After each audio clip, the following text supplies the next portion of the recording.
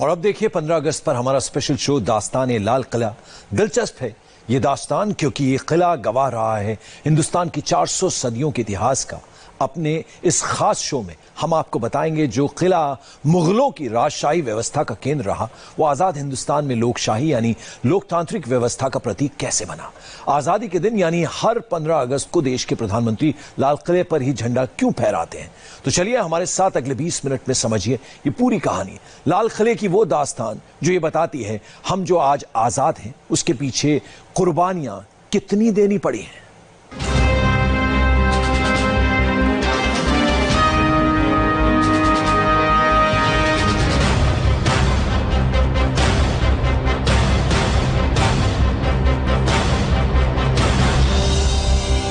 हिंदुस्तान की आजादी का गवाह रहा किला ए मुबारक 372 साल पहले जब तामीर किया गया तब उसे इसी नाम से जाना गया।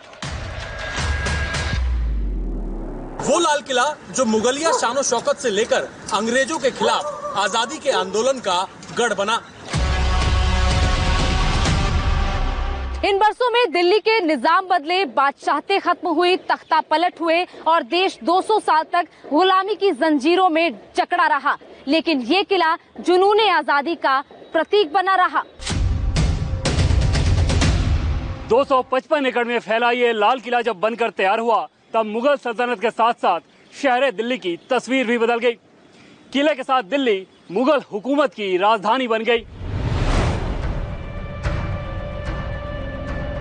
ये 4 सदी पहले की बात है, लेकिन आज भी प्रधानमंत्री जब लाल किले की इस प्राचीर पर तिरंगा लहराते हैं तो देश की बुलंदगी और गौरव का प्रतीक ये तिरंगा पूरे हिंदुस्तान का परचम पूरे विश्व में लहराता है।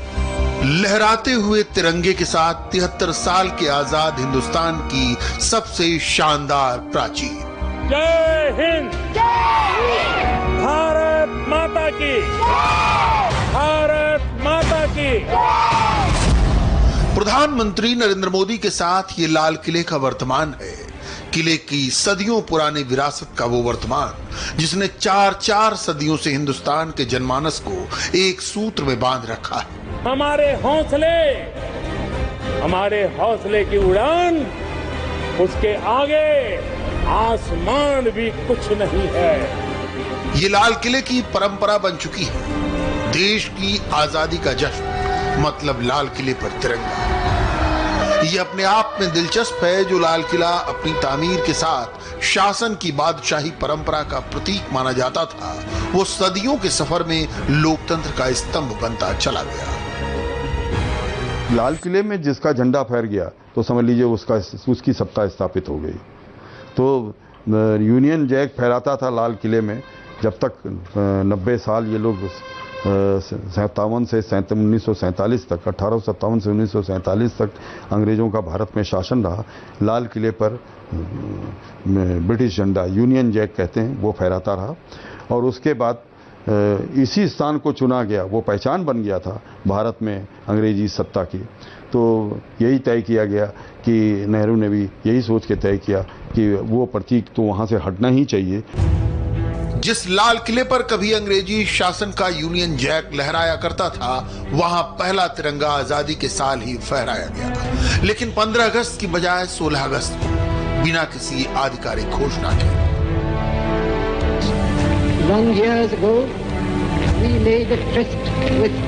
ये कहानी अपने आप में दिलचस्प है। जैसा कि आप भी जानते हैं, हिंदुस्तान की आजादी का ऐलान एक दिन पहले यानी 15 अगस्त को हो चुका था। उस दिन आजादी के जश्न का कार्यक्रम इंडिया गेट पर आयोजित किया गया। सुबह से ही लोगों का तांता लगा था। झंडारोहण का कार्यक्रम इंडिया गेट के प्रिंसेस पार्क में आयोजित किया गया। 15 अगस्त की शाम 6 बजे आजाद भारत का पहला तिरंगा यही फहराया, लेकिन एक इतिहास इसके ठीक अगली सुबह बनना था।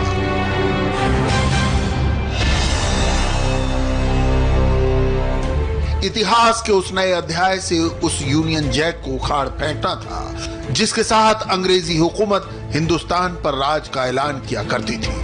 16 अगस्त को यही हुआ। देश के पहले प्रधानमंत्री पंडित जवाहरलाल नेहरू के हाथों हिंदुस्तान का तिरंगा लाल किले पर लहराया और ब्रिटिश साम्राज्य का यूनियन जैक हिंदुस्तान के इतिहास में गुजरे जमाने का हिस्सा हो गया। वाइसराय लॉज है यानी राष्ट्रपति भवन, उसके ऊपर झंडा कौन सा लहराता था? तो इंग्लैंड का झंडा। तो इंग्लैंड का झंडा माउंट बटन के होते हुए वहां से उतरे, ये माउंट बटन को स्वीकार नहीं था। तो अगर झंडा अगर आपने बदलना है 15 अगस्त को तो कहां बदलेंगे, ये प्रश्न खड़ा हो गया। तो आखिर में ये फिर लाल किले पर किया गया। प्रधानमंत्री ने वहां झंडा लहराया तो एक परंपरा सी बन गई कि हर 15 अगस्त को झंडा वहां लहराओ। तो इसलिए आज भी उसी परंपरा को लेते हुए 15 अगस्त को झंडा लहराया जाता है लाल किले पर। दुनिया उस जश्न को चौधियाई आंखों से देख रही थी। मुगलों के जमाने की इमारत से आजादी का पहला झंडा लहराने का मतलब आखिर क्या है? दरअसल इस सवाल के पीछे देश की आजादी और इसके संघर्ष का लंबा सिलसिला है जो संयोग दर संयोग लाल किले से जुड़ता चला गया। 73 साल से भारत की आजादी का गवाह रहा ये किला अपनी नींव में मुगलिया सल्तनत की विरासत को समेटे हुए है, लेकिन इसके दरो दीवार में आजादी का संघर्ष भी है। 1857 की क्रांति, जिसे अंग्रेजों ने विद्रोह का नाम दिया, तो वीर सावरकर ने उसी क्रांति को भारत की आजादी की पहली लड़ाई बताया। उस संग्राम के सेनापति थे 82 वर्ष के बुजुर्ग बादशाह। अंग्रेजों की बढ़ती हुई ताकत की वजह से उनकी विरासत इसी लाल किले में सिमट कर रह गई।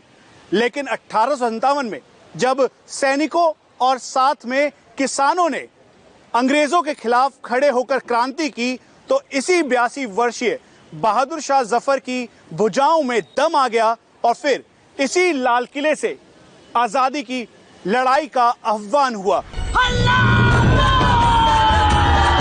हिंदुस्तान की आजादी से 90 साल पहले जिस संग्राम को अंग्रेजों ने सिपाहियों के गुट का विद्रोह कहा था, वो दरअसल आजादी के लिए पहली बगावत थी। उस बगावत का किस्सा लाल किले से तब जुड़ता है जब विद्रोहियों का काफिला दिल्ली कूच कर गया।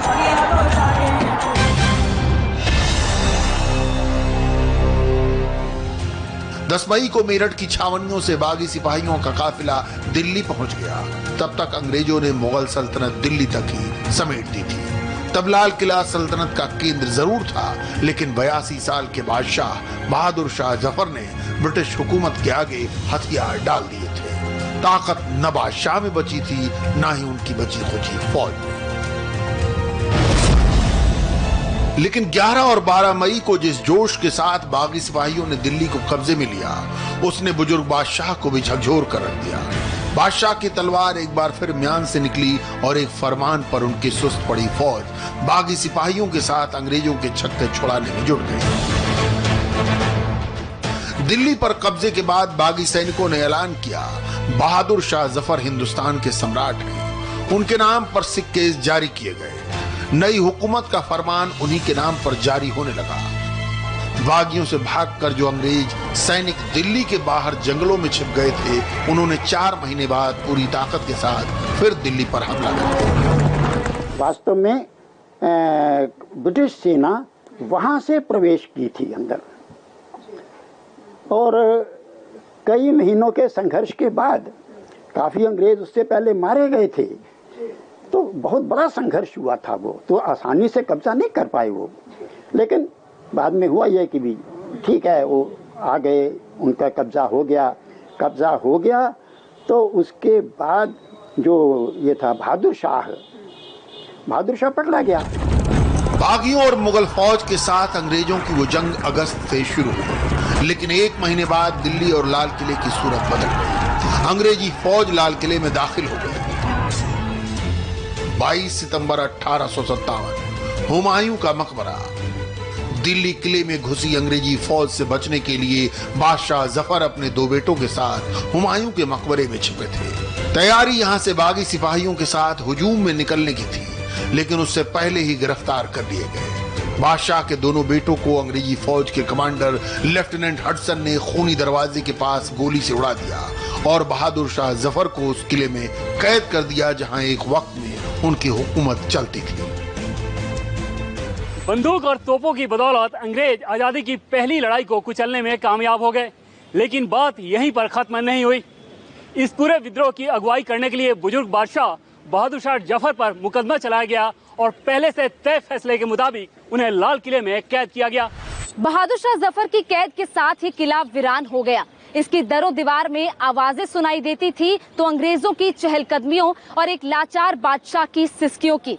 अपनी लाचारी को बहादुर शाह जफर ने कुछ यूं बयां किया था, बुलबुल को बागबा से न सयाद से गिला, किस्मत में कैद लिखी थी फसले बहार में। अपने पुरखों के बनाए जिस किले में कैद कर दिए गए थे बहादुर शाह जफर, वो सिर्फ एक मुगल बादशाह नहीं रह गए थे, बल्कि 1857 की क्रांति के नायक बन चुके थे। उनकी गिरफ्तारी के बाद लाल किला सिर्फ एक इमारत नहीं रह गया था, बल्कि बादशाह के साथ हर हिंदुस्तानी की आजाद ख्वाहिशों में बस गया था। उस दौर में भी लोग लाल किले का दीदार करने बड़ी दूर दूर से आया करते थे। इसकी खूबसूरती के चर्चे ही इतने थे, इतनी खूबसूरत कि इसकी शान में बादशाह शाहजहां भी अमीर खुसरो का ये मशहूर अल्फाज लिखने को मजबूर हो गए। गर फिरदौस बर रुए जमीयस हमीयस्तो हमीयस्तो हमीयस्तो मेरी जान रू। यानी धरती पर स्वर्ग अगर कहीं है तो बस यही है, यही है, यही है। ये इबारत बादशाह ने अपने दीवाने खास पर लिखवाई थी। शाहजहां ने ऐसे ही भव्य किले की कल्पना 1627 में की थी जब वो मुगल बादशाह बने थे। तब मुगल सल्तनत की राजधानी आगरा हुआ करती थी। आगरे का किला भी शाहजहां ने ही बनवाया था, लेकिन बढ़ते साम्राज्य के साथ वो किला छोटा पड़ता गया। वहां गर्मी भी बहुत पड़ती थी, लिहाजा शाहजहां ने नए किले के लिए जगह तलाशने का फरमान जारी किया। दिल्ली में वो तलाश रायसीना हिल्स से लेकर ताल कटोरा तक हुई, लेकिन बादशाह के दोनों वास्तुकारों उस्ताद हमीद और उस्ताद अहमद को यमुना किनारे की ये जमीन किले के लिए सबसे मुफीद लगी। लाल किले को यमुना नदी के किनारे रणनीतिक सोच के तहत बनाया गया था। लाल किला एक तरफ से अरावली की पहाड़ियों से घिरा हुआ था तो दूसरी तरफ गहरी यमुना नदी जो इसको बेहद सुरक्षित किला बनाती थी। उस वक्त बादशाह शाहजहां काबुल में थे। खबर दी गई तो वो किले का दीदार करने फौरन आ गए। किले को देखते ही कहा, ये किला मुबारक है। अपनी शिल्प और वास्तुकला के चलते ये किला पूरी दुनिया में मशहूर होता चला गया उस दौर के हिंदुस्तान की शान शौकत में। बहादुर शाह जफर की बगावत के बाद लाल किले की शान शौकत अंग्रेजों को ऐसे खटकने लगी कि 1857 का विद्रोह कुचलने के बाद अंग्रेजी फौज ने किले का 80% ढांचा तहस नहस कर दिया। इसके दरो दीवार पर चस्पा सोने, चांदी और हीरे जवाहरात की निशानियां लूट ली गई। तख्त ताऊस और बादशाह का हीरा कोहिनूर तो पहले ही नादिर शाह लूट ले गया था। अंग्रेजों ने बाकी की निशानियां भी नेस्तनाबूद कर दी। अंग्रेजों ने पूरे किले को खंडहर और अपनी फौज की छावनी में तब्दील कर दिया। ये खबर पूरे हिंदुस्तान में फैल गई थी। इस तबाही को बयान करते हुए बहादुर शाह जफर ने लिखा था, कह दो इन हसरतों से कहीं और जा बसे, इतनी जगह कहां है दिले दागदार में। लाल किले की विरासत को याद करते हुए बादशाह तिल तिल कर मर रहे थे। कैद के झरोखे से इतना दीदार भी नसीब न था जिसके लिए यह किला मशहूर था। 15 अगस्त पर आज भी जो लाल किले में मुशायरा होता है, देश और दुनिया के शायरों कवियों के शब्दों से जो क्रांति गीत उभरते हैं, वो उसी विरासत का हिस्सा है जो बादशाह जफर के वक्त तक चलता आया था। लाल किले में बादशाह जफर का वो आखिरी मुशायरा 1857 के उन महीनों में हुआ था जब दिल्ली पर बागी सिपाहियों का कब्जा हो चुका था। जफर पूरे मुल्क के बादशाह तब गालिब ने पूछा, बादशाह आपकी उंगली की चोट अब कैसी है? बादशाह जफर ने कहा, मिर्जा ये अंग्रेजों पर उंगली उठाने का नतीजा है। अंग्रेजी हुकूमत पर उंगली उठाने के नतीजे में क्या हुआ? लाल किला हर उस जुल्म सितम का गवाह है। अपने ही किले में महीनों तक वो कैद और एक वक्त का खाना मांगने पर थाली में अंग्रेजों द्वारा परोसा गया 2 बेटों का सिर। बादशाह जफर उस कैद से कभी आजाद नहीं हुए, बल्कि अंग्रेजी हुकूमत के खिलाफ साजिश रचने और विद्रोह की अगुवाई करने के आरोप में उन्हें रंगून की जेल में बंद कर दिया गया। नवंबर 1862 में उनकी मौत हो गई। तब किसी को पता नहीं था उन्हें दफनाया कहां गया। कितना है बदनसीब जफर दफन के लिए, 2 गज जमीन भी न मिली कूचा यार। बादशाह की वो कब्र आज भी रंगून में है। पीएम मोदी जब म्यांमार दौरे पर गए थे तो उन्होंने भी वतन के लिए बादशाह की कुर्बानियों को याद किया। बादशाह की इस कब्र की तलाश 1940 के दशक में नेताजी सुभाष चंद्र बोस ने की थी। तब तक नेताजी आजाद हिंद फौज की स्थापना कर चुके थे। नेताजी ने कहा था, जब तक हमारे जवान लाल किले को अंग्रेजों से आजाद नहीं कराएंगे, बादशाह की कब्र पर विक्ट्री परेड नहीं करेंगे, हमारा मकसद पूरा नहीं होगा। देश जब आजाद होगा तो इसकी विक्ट्री परेड लाल किले से निकाली जाएगी। इसका आह्वान सुभाष चंद्र बोस ने किया तो लाल किला हर हिंदुस्तानी के दिल में आजादी के परचम की तरह लहराने लगा। जिस किले को अंग्रेजी हुकूमत ने कैदखाना बना दिया था, वो आजादी का अरमान सजाए हर हिंदुस्तानी के दिल में खून की तरह खौलने लगा। ये आक्रोश पूरा 1 सदी तक चला। उसके बाद लाल किले में एक ऐसा मुकदमा शुरू हुआ जो ब्रिटिश हुकूमत के लिए आखिरी इनकलाब साबित हुआ। उस वक्त लाल किले के अंदर से नारा गूंजा, लाल किले से आई आवाज, सहगल ढिल्लो शाहनवाज।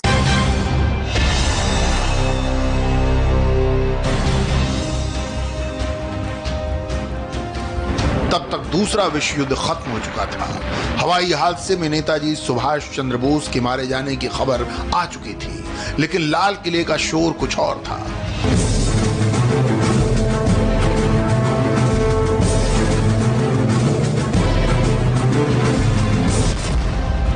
मुकदमा शुरू हुआ आजाद हिंद फौज के 3 युद्धबंदियों के खिलाफ, कर्नल शाहनवाज, कर्नल पीके सहगल और कर्नल जीएस ढिल्लन के खिलाफ। ब्रिटिश हुकूमत ने यह आरोप लगाया कि इन्होंने दूसरे विश्व युद्ध में दुश्मन देश जापान की तरफ से ब्रिटिश साम्राज्य के खिलाफ लड़ाई छेड़ी।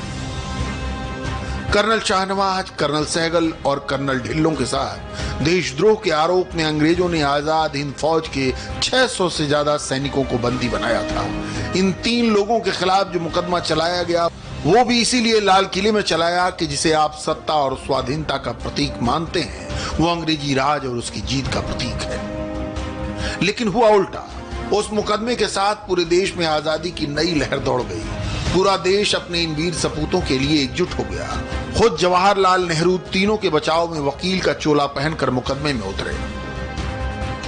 उसकी अंतिम परिणति कुछ इस प्रकार हुई कि जवाहरलाल जो स्वाधीनता संग्राम के बड़े नेताओं में एक थे, वो पंडित नेहरू भी अपने जीवन में शायद पहली बार गाउन पहन करके आज़ाद हिंद फौज के इन अधिकारियों की बचाव में उतरे थे। उसका नतीजा ये हुआ कि नेहरू के उतरने के साथ एक नया जोश आया और ब्रिटिश सरकार समझ गई कि देश भारत के जितने भी सारे नेता हैं वो हमारे खिलाफ हो जाएंगे, बहुत सख्त खिलाफ हो रहे हैं। तो उन्होंने रातों रात इन तीनों सहगल, ढिल्लन, शाहनवाज को बिना किसी पूर्व सूचना के, बिना किसी शर्त के उनको रातों रात रिहा कर दिया था। इधर लाल किले में तारीख दर तारीख बहस चलती रही। पूरे मुल्क में आजादी की मांग जोर पकड़ रही थी। 1946 में बॉम्बे में नौसेना ने विद्रोह तक कर दिया। ऐसी बगावत पूरे देश की सेना में न हो जाए, ब्रिटिश सरकार ने सारे युद्धबंदियों को रिहा करने का फैसला किया। उस मुकदमे के 1 साल बाद देश आजाद हो गया। 16 अगस्त 1947 की सुबह आजादी का तिरंगा फहराने की बारी आई तो इसके लिए लाल किले से बेहतर जगह क्या हो सकती थी। जवाहरलाल नेहरू ने किले के लाहौरी गेट पर आजाद हिंदुस्तान का पहला परचम फहराया। 73 साल पहले जो रवायत लाल किले से आजादी का तिरंगा फहराने की बनी, वो वक्त के साथ लाल किले से हिंदुस्तान का बयान बनता चला गया। लाल किले से सबसे ज्यादा 17 बार तिरंगा फहराने वाले जवाहरलाल नेहरू से लेकर मौजूदा प्रधानमंत्री नरेंद्र मोदी तक लाल किले पर तिरंगा फहराता रहा और वो देश को एक मुश्त पैगाम देता रहा। इसी लाल किले से जय जवान जय किसान का नारा गूंजा तो इसी लाल किले से देश के खिलाफ साजिश रचने वाले आतंकवादियों और विस्तारवादी पड़ोसियों के खिलाफ ललकार भी सुनाई दी। बिरादरान वतन, भाइयों बहनों और बच्चों और सैनिकों, आज फिर हम यहाँ जमा हुए हैं। जो लड़ाई हमारे सामने है उसको हमें जारी रखना है। थोड़े दिन नहीं, बहुत दिन, महीनों नहीं, सालों रखना है जारी। हम लड़ते जाएंगे और अगर बीच में कहीं कहीं हारे तो उससे हम और ताकत पकड़ेंगे और आगे बढ़ेंगे।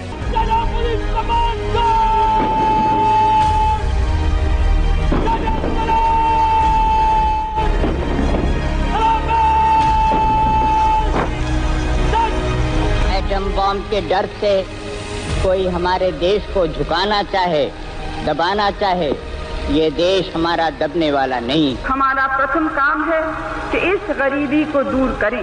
कि जम्मू कश्मीर भारत का अटूट अंग है और रहेगा। एक खून का खतरा जितना मेरा है, वो एक खून एक भारत को जीवित करेगा। अगर देश को उठना है, पुरुषार्थ करना होगा। आइए हम सब मिलकर इनको अपनी हार्दिक श्रद्धांजलि अर्पित करें और प्रतिज्ञा करें कि हम इस आजादी की रक्षा करेंगे। 12 घंटे काम करोगे तो मैं 13 घंटे करूंगा। अगर आप 14 घंटे काम करोगे तो मैं 15 घंटे करूंगा। क्यों? क्योंकि मैं प्रधानमंत्री नहीं, प्रधान सेवक के रूप में आपके बीच आया हूं।